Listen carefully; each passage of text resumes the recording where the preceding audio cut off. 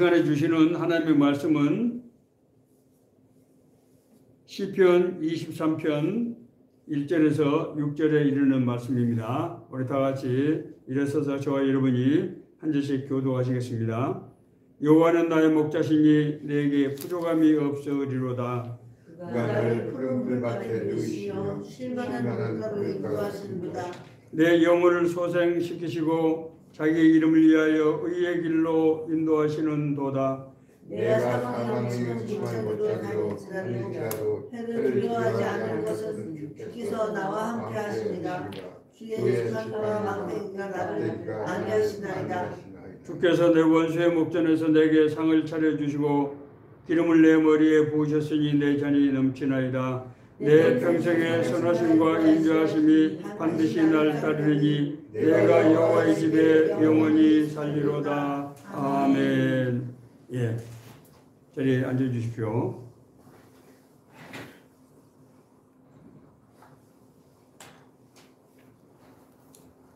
오늘 우리가 함께 읽은 이 시는 다윗이 자신의 인생의 고난 가운데서 함께 하셨던 하나님의 은혜를 노래하는 그런 고백시입니다. 여러분 잘 아시는 대로 다윗은 이스라엘 역사 가운데서 가장 존경받는 성군 중에 성군입니다. 그러나 우리 성경의 기록을 보면은 다윗의 삶을 개인적으로는 그렇게 평탄치 않았던 것 같습니다. 그의 삶은 한마디로 고난의 여정이라고 할 수 있을 만큼 그렇게 고난으로 점철된 그런 인생이었다고 하는 것입니다. 그러므로 오늘 시에 나타나는 그의 감사는 형통에 대한 감사라고 하기는 어려울 것입니다. 아마 인생의 자신의 겪은 고난 가운데서 함께 하셨던 그 하나님의 은혜에 대한 감사가 아닌가 그렇게 생각이 듭니다. 그런데 놀라운 것은 이 시가 성경에 기록된 시편 150편 중에서 가장 많이 성도들에게 암송되는 시라고 하는 거예요. 왜 그럴까 생각을 해보면 저 자신도 이 시를 젊었을 때부터 아주 굉장히 좋아하고 또 암송하는 늘 그런 시입니다. 하나님의 사람들, 하나님의 뜻대로 살고자 하는 사람들은 인생의 여정에서 고난을 겪게 되는 것 같습니다. 그 고난의 과정을 이제 통과할 때 정말 하나님께서 나에게 주시는 은혜, 그 은혜를 사모하는 그런 마음들이 누구나 다 있지 않겠습니까? 그런 사람들이 이 시를 읽으면서 저게 바로 내 얘기다. 내 얘기가 됐으면 좋겠다. 그렇게 느낀다는 것이죠. 그래서 많은 사람들이 이 다윗의 시편 23편을 그렇게 사랑하고 또 암송하는 것이 아닌가 그렇게 생각이 듭니다. 그런 점에서 오늘 우리는 이 다윗의 삶이 우리에게 주는 메시지를 찾아볼 필요가 있다고 그렇게 생각이 듭니다. 다윗은 앞서 말씀드린 대로 고난의 개인적인 삶의 여정을 거쳐왔던 사람입니다. 원래 다윗이 무엇 하던 사람이었습니까? 양치는 목동이었죠. 정말 물론 양치기 하는 그 직업이 그렇게 목가적인 것은 아니지만은 어쨌든 양을 치면서 평탄하게 살았을 것입니다.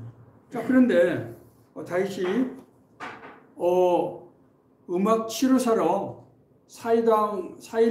사울 왕으로부터 부르심을 받아서 이제 왕궁에 들어가게 되는 거죠. 그래서 이제 수금을 타서 사울 왕이 우울증에 빠질 때 그걸 위로하고 했었는데 마침 그때 블레셋이 이스라엘을 침범하면서 블레셋의 이 맹장인 골리앗이 아주 엄청난 위용을 자랑하던 그런 시기였습니다. 그 다윗이 어떻게 하다 보니까 골리앗과 대결을 하게 되는데 그 후로 사울의 장수로 발탁이 돼서 정말 한 전투마다 연전연속으로 백성들의 신망을 받게 되었습니다. 자, 그런데 문제는 다윗이 이렇게 백성들로부터 신망을 받게 되자 사울 왕이 다윗에 대해서 질투를 느끼게 되고 그래서 고난이 이제 시작이 된 것입니다. 사울은 느닷없이 그 우울증이 발작할 때마다 다윗을 죽이기 위해서 창을 2번이나 집어던져요. 견뎌야 못한 다윗은 왕궁에서 탈출을 했습니다마는 그 뒤에도 사울은 계속 다윗을 추격하면서 그래서 다윗은 제대로 사는 사람 동네에 살지 못하고 광야로 또 심지어 자기가 싸웠던 그 블레셋 지방으로 피신을 가서 거기서 사는 이루 말할 수 없는 고난을 겪게 됩니다. 사울 왕이 그러다가 이제 블레셋과의 전투에서 이제 사망을 하게 되는데 다윗은 그 뒤에 이제 자기 지파, 그 유다 지파죠. 그 헤브론에서 이제 유다 족속의 왕으로 처음에 추대를 받았습니다. 그러다가 이제 다른 지파에서도 다윗을 왕으로 이렇게 이제 받아들이게 되고 그래서 이스라엘의 정말 전체 왕으로서 이제 일을 하게 됩니다. 다윗은 왕이 된 후에 인근 나라들과 블레셋을 비롯한 인근 나라들과 정말 수도 없이 많은 전투에서 승리했습니다. 그야말로 영토를 넓게 확장하고 나라가 크게 부강되는 부국강병을 이룬 것입니다. 그런데 그 다윗이 이루었던 부국강병이 다윗에게 조금 방심하게 하고 하는 그런 빌미가 아마 됐던 것 같습니다. 다윗은 자신의 정말 충성스러운 장수인 우리야 장군의 아내인 바세바와 스캔들을 일으키게 됩니다. 그래서 여호와 하나님으로부터 아주 무서운 그런 징벌을 받게 돼요. 그 징벌은 자신의 집안 자식들이 싸움이 끊이지 않게 되고 서로를 죽이는 그런 비참한 그런 일들이 발생하고 심지어 자기가 가장 사랑했던 아들 압살롬과 왕권을 다투는 그런 비극적인 삶을 살게 되었습니다. 이 시편 23편의 이 아름다운 시는 그런 인생의 여정 가운데서 하나님 앞에서 감사를 올리는 고백시라고 하는 것입니다. 자, 우리가 이제 이 시의 내용을 좀 살펴볼 필요가 있습니다.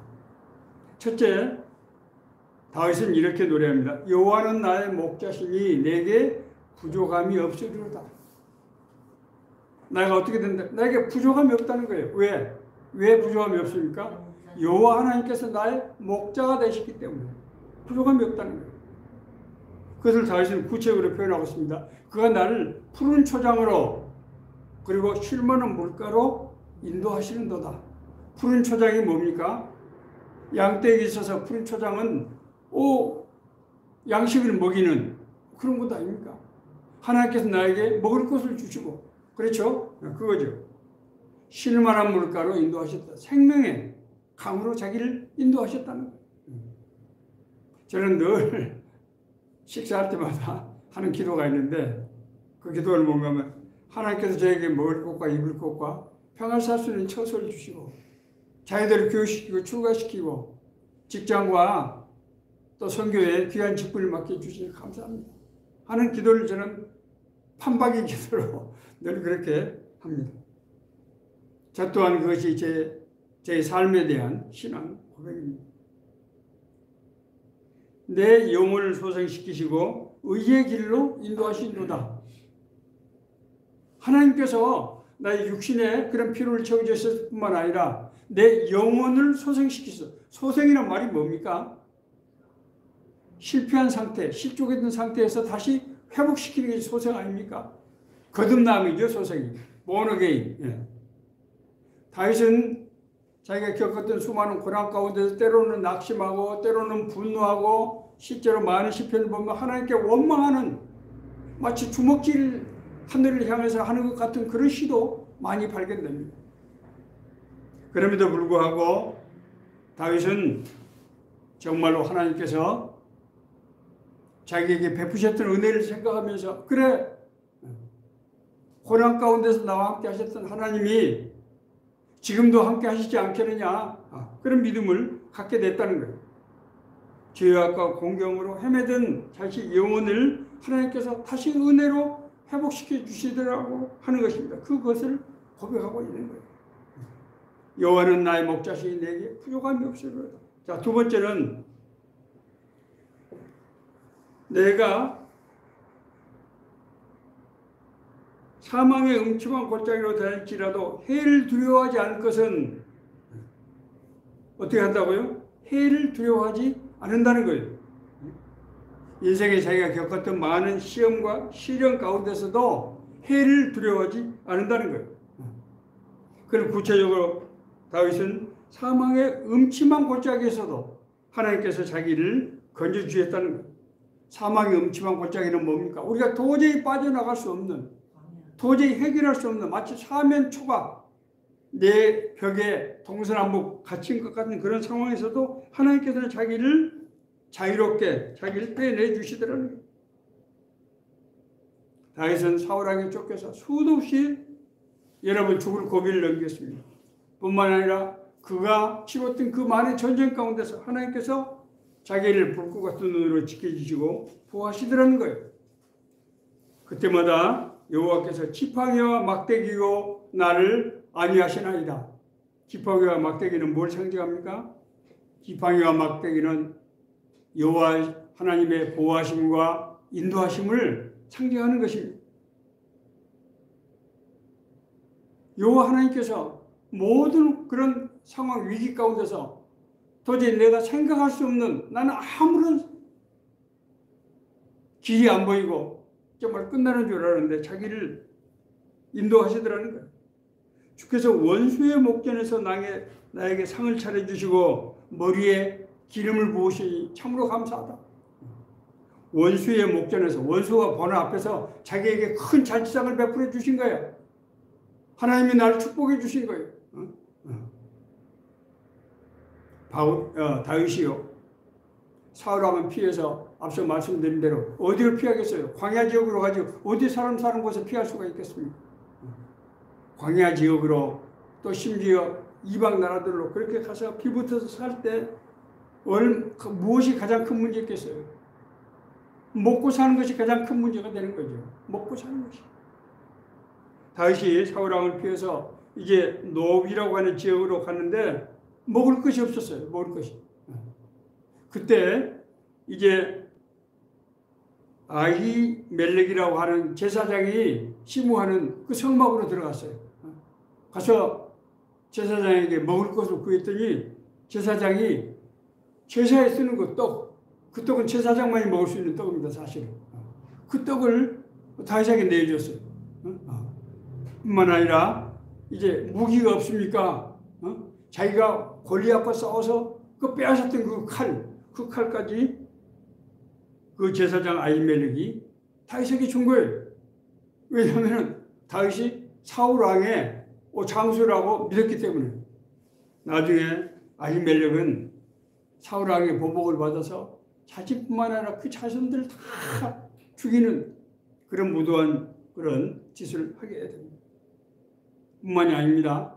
마지막에 자기 아들 압살롬과 싸울 때 마하나임이라고 하는 곳을 피신하게 되는데 먹을 게 없었어요. 자기를 비롯해서 자기를 따르는 군사들이 먹을 게 없었어요. 그때 놀랍게도 암몬 사람 바르실레라는 사람이 다윗과 일에게 먹을 것을 주게 됩니다. 원래 암몬 족속은 이 롯의 후예들 아닙니까? 그래서 이 별로 관계가 좋지 않았었는데 정말 하나님의 도우심으로 그 바르실레를 통해서 다윗을 먹여주셨습니다. 그런 것들을 생각하면서 정말 내 원수의 앞에서 여호와 하나님께서 나에게 상을 차려주셔서 먹게 하셨다. 예. 세 번째는 이제 내가 이제 여호와의 집에서 영원히 살리로다. 여호와의 집에서 영원히 산다고 하는 것이 무슨 말씀입니까? 지금까지 숱한 고난과 죽음의 상황에서 나를 보호하시고 인도하시고 이끌어내신 하나님께서 내가 하나님 나라 갈 때까지 나와 동행하시고 나를 인도해 주실 것이다 라고 하는 그런 신앙 고백인 것이죠.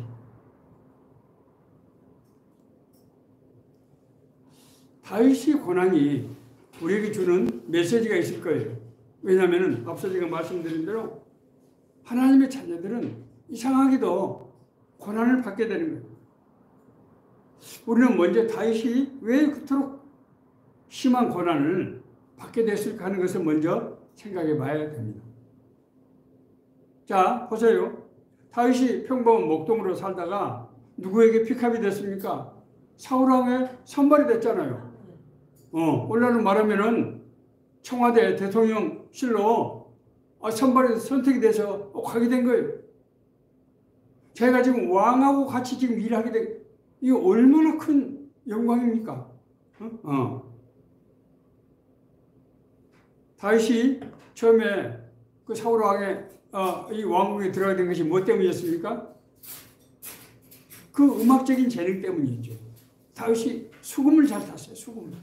고대 사회에서 수금은 아주 굉장히 중요한 악기죠. 수금을 잘 탔어요. 그런데 그 수금을 타는 계속 그 음악 치료사 일만 한 게 아니고 골리앗이라고 하는 대적의 적장이 나타나면서 그 골리앗을 쓰러뜨리게 되면서 군 장수로 자기가 바뀌게 된답니다. 그래서요, 사울 왕의 군대 총사령관을 다시 하게 됩니다. 여러분, 추수한 거 아닙니까? 인생에 막 그냥 대박이 난 거 아닌가요? 자, 그런데 문제는 그때부터 진짜 고난이 시작됐다는 거예요. 우리가 인생을 살다가 어떤 그런 형통하고 내가 길이 열렸다고 생각하는 그런 때가 있어요. 내가 진짜 내가 복 받았다 하고 느낄 때가 있는데, 복 받았다고 느끼는 곳에서부터 고난이 시작되는 경우가 허다하게 있다는 거예요. 우리가 육신적으로 축복이라고 생각했던 것이 영적으로 볼 때 고난이 되는 경우들이 많다고 하는 것입니다. 다윗은 너무나 유능한 장수였기 때문에, 훌륭한 장수였기 때문에 사울 왕이 자기 왕권에 대한 도전자로, 잠재적인 도전자로 보고 그걸 제거하려고 그렇게 했던 거예요. 그러나 우리가 알아야 될 것은 이런 현상의 저변에는 영적 싸움이 깔려 있다고 하는 것입니다. 영적 싸움이 깔려 있다는 거예요. 사울을 이스라엘의 왕으로 택하셨던 여호와께서 이스라엘의 초대 왕으로 사울을 세우지 않았습니까? 하나님께서 이스라엘 민족을 선택한 이유는 뭡니까? 가나안 땅, 하나님의 나라를 이루기 위한 것 아닙니까? 하나님의 나라는 뭡니까?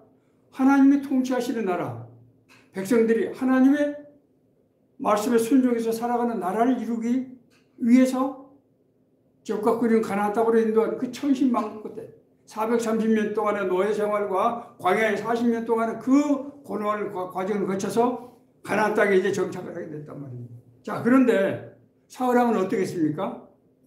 여호와 하나님의 말씀에 순종하지 않고 자기 방식대로 한 거예요. 그러면 하나님의 나라를 이룰 수 있습니까? 없습니까? 하나님의 뜻, 하나님의 나라를 이루려고 하는 그 계획을 사울 왕이 정면으로 거부하고 이루지 못하게 하는 거예요. 그래서 하나님께서 사울 왕을 폐하시고 다윗을 왕제로, 왕의 후보로 그렇게 세우신 것입니다. 사무엘상 16장 1절에 이렇게 기록하고 있습니다.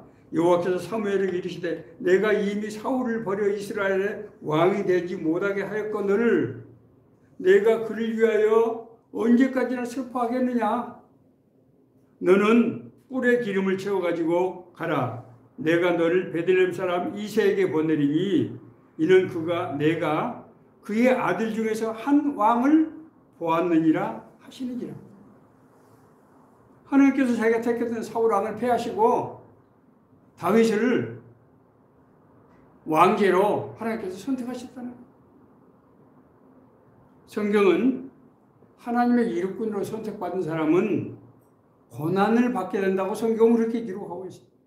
많은 분들이 이 점을 착각하시고 예수 믿으면은 형편이 나아지고 축복받고 룰루랄하면서 사는 것을 생각하시는데 성경은 그렇게 기록하고 있지 않아요.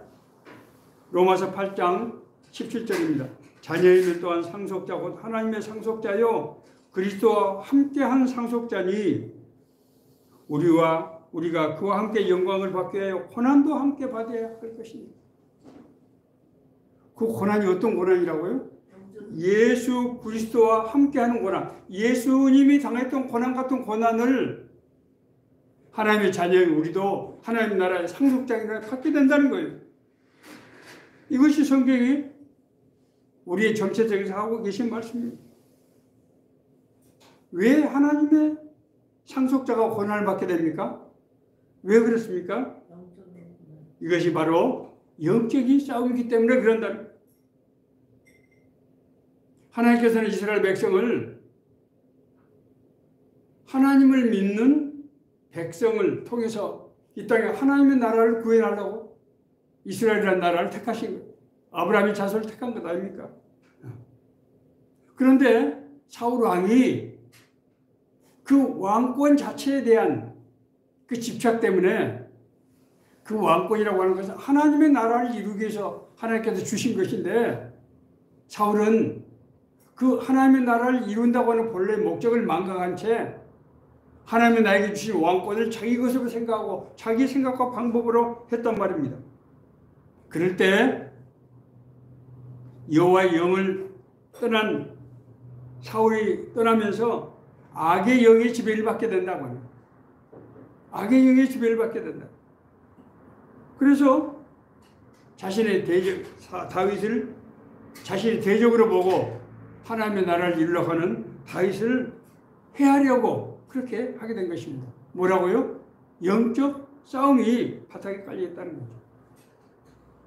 두 번째로 다윗이 그렇게 유독 극심한 고난을 받게 되었던 두 번째 이유는 바울의 감성적인 성품 때문이었다고 저는 그렇게 믿습니다. 다윗이 처음에 어디로 발탁이 됐습니까? 무엇으로 발탁이 됐습니까? 수금을 잘 탔기 때문에 왕의 칭사로 발탁되는 거잖아요. 다윗은 굉장히 음악성이 뛰어난 사람이었습니다. 음악성이 뛰어난 것만도 아닙니다. 다윗은 시를 아주 잘 쓰는, 좋아하는 그런 문학적인 재능이 있는 그런 예술적인 아주 감성이 풍부한 그런 사람이었어요. 시편 150편 중에서 다윗이 그 절반을 혼자 쓴 거예요. 이것은 다른 사람이 대신 다윗을 써준 것이 아니라 다윗이 자기가 직접 쓴 거예요. 그렇게 예술적인 감성이 풍부한 그 사람이 여성 편력에서도 그런 감성이 그대로 나타나게 된 것을 우리는 보게 됩니다. 앞서 말씀드린 대로 자기의 정말 충성된 장수 우리아의 아내 바세바 스캔들을 일으킵니다. 생각해 보세요. 다윗은 젊었을 때부터 수도 없이 많은 전쟁에 휩쓸려서 그래서 말할 수 없는 힘들고 어려운 과정을 거쳐왔을 겁니다. 그러다가 이제 어느 때 나라가 정말 큰 나라가 되고 강력을 이룰 때 긴장이 풀어졌던 거죠. 그때 아름다운 여인들을 봤을 때 그 타오르는 정념을 아마 절제할 수 없었던 그런 문제가 있었을 거예요. 제가 목회를 하는 과정에 제가 선교단체에서 사람들을 가르치는 과정에서 많이 보고 느끼는 것은 영적인 고난을 받는 사람들 대부분이 순전한 사람들이더라고요. 마음이 강팍하고 강한 사람들은 그렇게 영적 고난을 심하게 당하지 않는데 순전한 사람들이 영적 고난의 대상이 되더라는 거예요. 왜 그럴까요? 악의 영이 그를 시기하고 두려워하기 때문에 그렇습니다.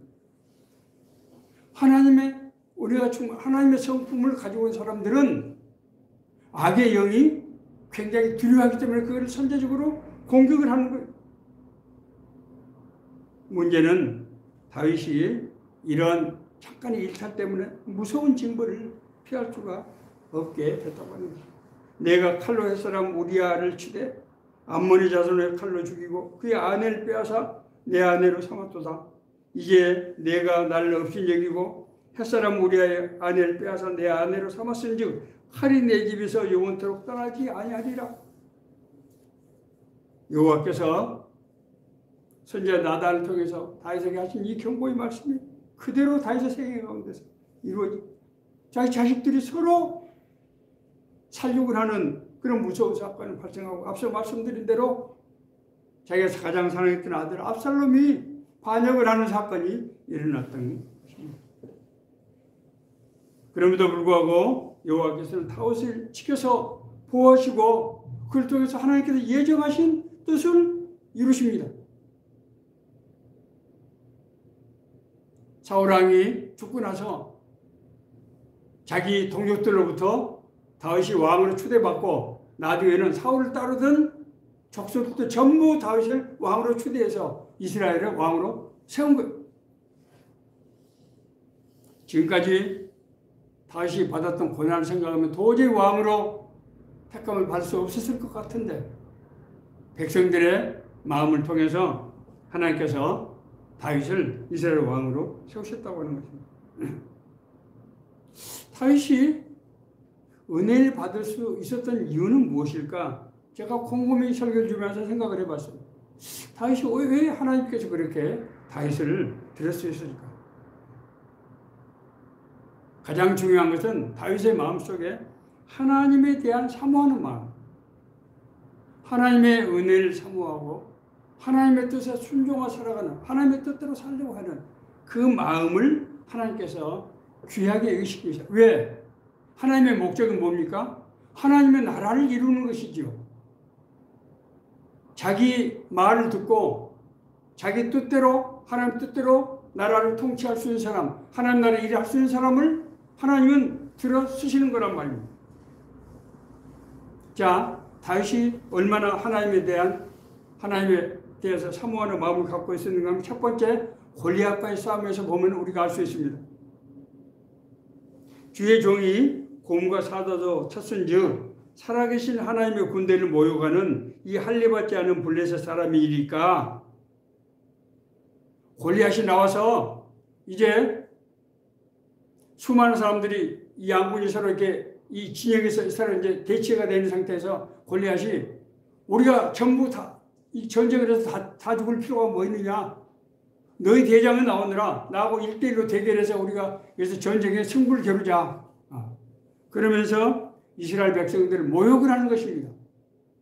그때 다윗은 견딜 수가 없었어요. 골리앗은 어마어마한 무기를 들고 나오는데 다윗은 물맷돌 5개를 들고 나가요. 너는 칼과 단창으로 나아오거니와 나는 만군의 여호와 이름 곧 내가 모여가는 이스라엘 군대 하나님의 이름으로 나아가노라. 다윗이 사울왕에게 블레셋 골리앗이 이 도발하는데 아무도 감히 나설 수가 없어요. 그 당시에 골리앗의 키가 2m 50 정도였다고 학자들은 그렇게 추정을 하고 있어요.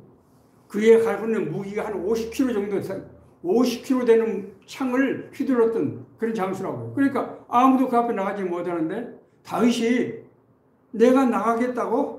다윗은 어린 청년, 그러면 나이가 20세 미만이었을 거예요.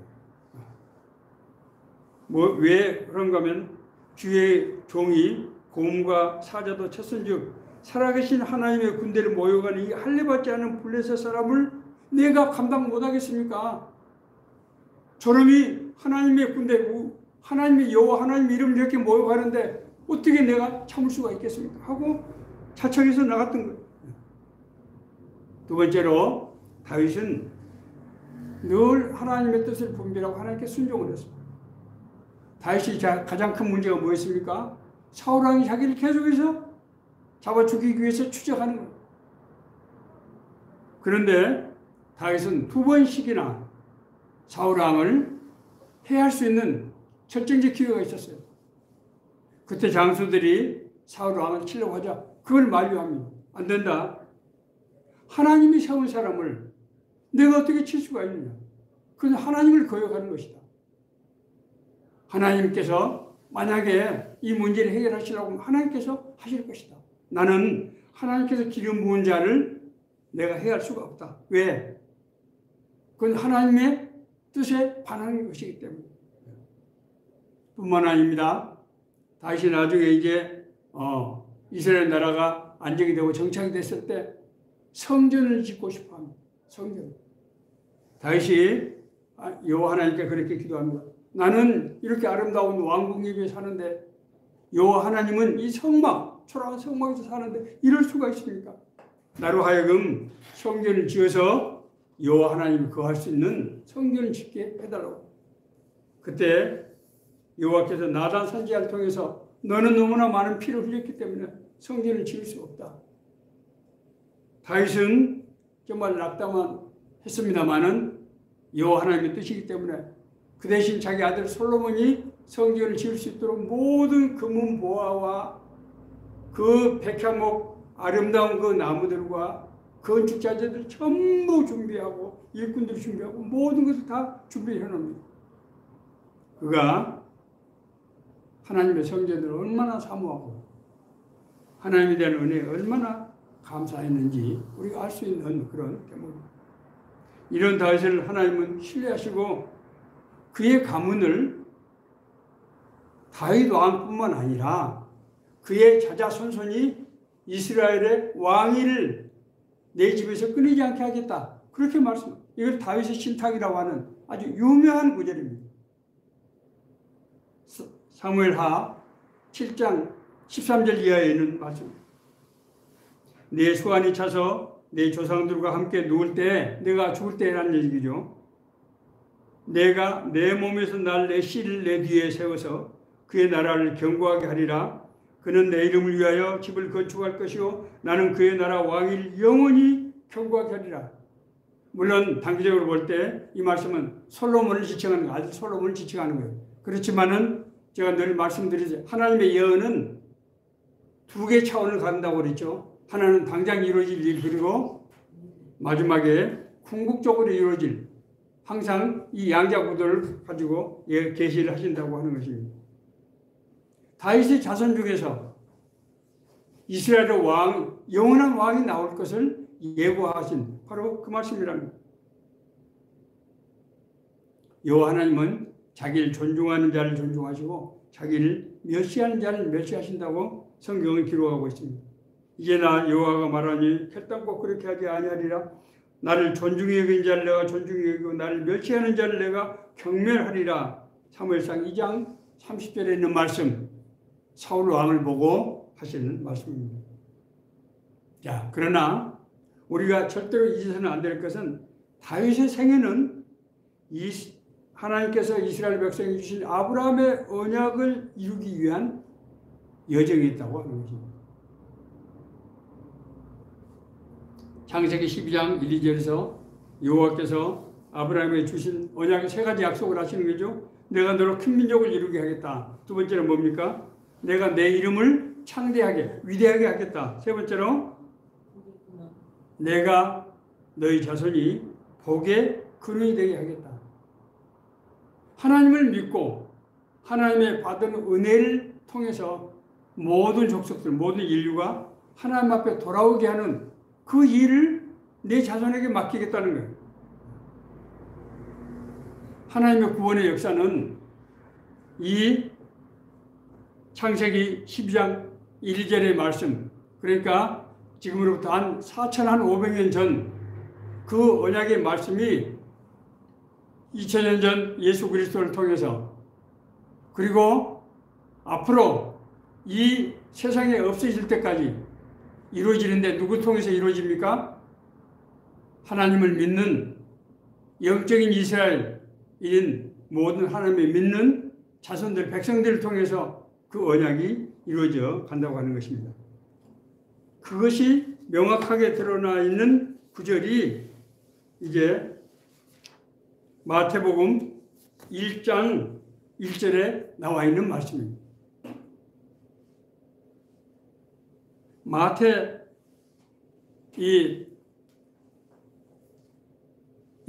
마태가 이제 쓴 복음서를 처음 시작하면서 이스라엘의 족보를 설명하는데 그 족보가 뭘 말하는가 하면은 방금 제가 말씀드린 아브라함의 언약이 다윗의 가계를 통해서 어떻게 이루어지냐 하는 것을 말씀하고 있는 거예요. 그것은 이 하나님의 약속의 말씀을 믿고 믿음으로 살아가는 모든 사람을 통해서 하나님의 왕권, 하나님의 나라 왕권이 계속해서 이어진다고 하는 것을 나타내기 위한 것입니다. 그런즉 모든 대수가 아브라함으로부터 다윗까지 연례되어 다윗부터 바벨론으로 사로잡혀까지 연례되어 바벨론으로 사로잡혀간 후부터 그리스도까지 연례되더라.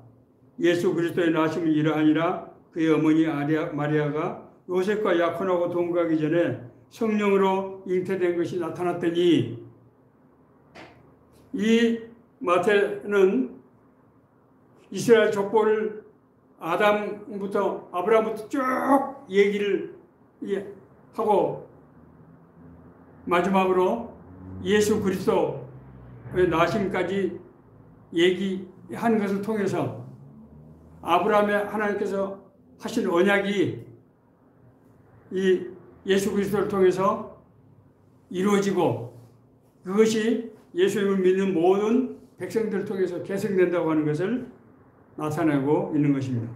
말씀을 마치겠습니다. 성도의 삶에 우연은 없습니다.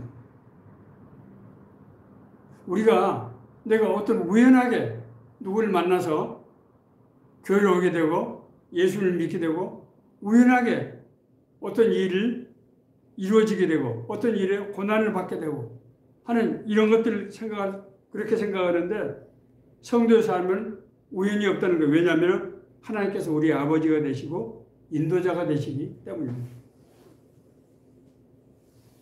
앞서 말씀드린 대로 성도의 삶에는 유난히 고난을 많이 겪게 됩니다. 그럴 때 우리는 그 고난의 이유, 그 고난의 원인이 뭔가를 생각해 봐야 합니다. 내가 하나님을 떠나서 하나님께서 나를 돌아오게 하기 위해서인가요? 나의 인격적인 허물로 나를 연단시키시는 것인가? 아니면은 내가 감당해야 될 사역 때문에 영적인 시험이 나에게 다가온 것인가? 이것을 우리가 분별해야 된다고 하는 것입니다. 이런 관점에서 자신의 삶을 돌이켜보면 대부분이 그 이유를 알 수 있게 됩니다. 그럴 때 우리는 그 하나님의 뜻에 순종해야 된다고 하는 것입니다. 대개의 경우 택함을 받은 사람이 겪는 고난은 하나님의 뜻을 이루는 일과 관련이 되어 있습니다. 그 사람을 통해서 많은 사람들이 주님 앞에 돌아오게 된다거나 믿음이 약한 사람들이 바로 세워지는 것, 그런 역사가 오기 전에 영적인 시험이 있다는 거예요. 고난이 있다는 거예요. 왜? 그것이 사탄에게는 가장 무서운 일이기 때문에, 자기가 죽는 일이기 때문에. 내가 고난받는 이유를 잘 모르면 우리가 어떻게 해야 됩니까? 하나님께 물어야 됩니다. 물어야 돼요. 하나님, 내가 왜 이런 고난을 받아야 됩니까? 예수 믿으면 복을 받는다고 하는데 도대체 그 복은 뭐며 나는 왜 이런 고난을 받아야 됩니까? 한두 번 기도가 아닙니다. 그 이유를 깨닫고 내 스스로가 변화를 받아서 하나님의 뜻을 품을 때까지 기도를 해야 되는 것입니다. 그럴 때 하나님께서는 우리를 깨닫게 하시고 변화의 길로 우리를 인도하십니다. 하나님은 우리를 억지로 하나님을 믿게 하고 하나님의 뜻대로 살게 하는 것이 아닙니다. 베드로는 예수님의 수지자였지만 자신의 목숨을 부지하기 위해서 3번이나 예수님을 부인합니다. 그렇지 않습니까? 그러자 예수님께서 베드로를 다시 들여쓰기 위해서 어떻게 했습니까? 부활하신 예수님께서 갈릴리까지 찾아가셔서 베드로에게 3번 물으십니다. 요한 아들 시몬아, 내가 이 사람들보다도 나를 더 사랑하느냐? 그리하면 내 양을 치라. 베드로가 예수님을 3번씩이나 부인했던 것을 회복시켜 주시는 거예요. 치유해 주시는 거예요. 그렇게 해서 쓰임을 받게 하는 것입니다. 내가 하나님의 은혜를 받았지만은, 하나님의 뜻 가운데 부르심을 받았지만 그것을 모르고 그렇게 살지 않을 때 하나님께서는 우리가 당하는 고난을 다시 회복시켜 주심으로써 내가 널 택하고 내가 널 통해서 내 뜻과 계획을 이루려고 하신다고 하는 것을 깨닫게 하시고 그 일을 이루신다고 하는 것입니다. 그래서 우리가 하나님께서 깨닫게 해주시고 우리가 알아차리면 좋지만 몰라도 괜찮아요. 몰라도 괜찮다는 거예요. 왜냐하면 모르면 우여곡절을 더 많이 조금 힘들게 걷게 되겠죠. 그럼에도 불구하고 여호와 하나님께서 우리를 지키시고 인도하시기 때문에 인간의 실패가 하나님의 실패로 결코 이루어지지 않는다는 거예요. 하나님께서 작정을 하시면 하나님 계획이 있으시면 그 일을 결코 이루시는 것입니다. 그러므로 우리가 어떤 상황 속에서도 결코 잊어서는 안 될 것은 여호와 하나님을 사랑하고 의리하는 믿음, 바로 그것이 다윗이 품었던 그 믿음. 그가 그 많은 고난 가운데서 150편의 시편 중에서 절반을 쓸 정도로 때로는 여호와 하나님께 감사하고 찬양하고 때로는 원망하고 때로는 대적들을 저주하고 그러나 모든 것이 하나님 은혜, 하나님 가운데서 하나님 앞에서 늘 날 보호하시고 인도하신 하나님을 생각하면서 했던 그런 다윗과 같은 그런 믿음을 가져야 된다고 하는 것입니다. 이제 말씀을 마칠 때 금년도 2024년 새해 우리에게 주시는 하나님의 말씀을 제가 읽고 마치겠습니다. 이사야서 43장 18절에서 21절에 있는 말씀입니다. 너희는 이전 일을 기억하지 말며 옛날 일을 생각하지 말라. 옛날로 돌아가지 말라는 거죠. 옛날 일을 기억하지 말, 옛날로 돌아가지 말라는 거. 보라 내가 새 일을 행하리니 이제 나타날 것이라. 너희가 그것을 알지 못하겠느냐. 반드시 내가 광야의 길을 내며 사막에 강을 내리니 장차 들짐승 곧 승냥이와 타조도 나를 존경할 것은 내가 광야의 물을 사막에 강들을 내어 내 백성 내가 택한 자에게 마시게 할 것입니다. 아멘. 하나님께서 우리를 통해서 새 일을 행하시는데 그 새 일은 뭡니까? 광야의 길을 내고, 광야는 알 수 없는 곳, 혼돈의 길, 유리 방황하는 길에 길을 내고 인생의 길을 내고 사막에 강물이 흘러서 이 메마른 땅이 우리가 먹고 살 수 있는 풍요의 땅이 되게 하신다는 거예요. 이것은 모든 하나님을 알지 못하기 때문에 혼돈하며 방황하며 고난 가운데 있는 백성들이 여호와 하나님의 은혜로 길을 찾게 되고 그리고 영생하신 생명의 물을 마셔서 늘 하나님과 동행하는 삶을 살게 되게 하는 그 역할을 하나님께서 택하신 사람에게 하겠다는 거예요. 그 사람이 겪는 고난을 통해서 하나님께서 깨닫게 하시고 그 일을 이루신다고 하는 것입니다. 오늘 이 말씀이 우리 모두에게 주시는 하나님의 약속의 말씀, 생명의 말씀이 되기를 간절히 바랍니다.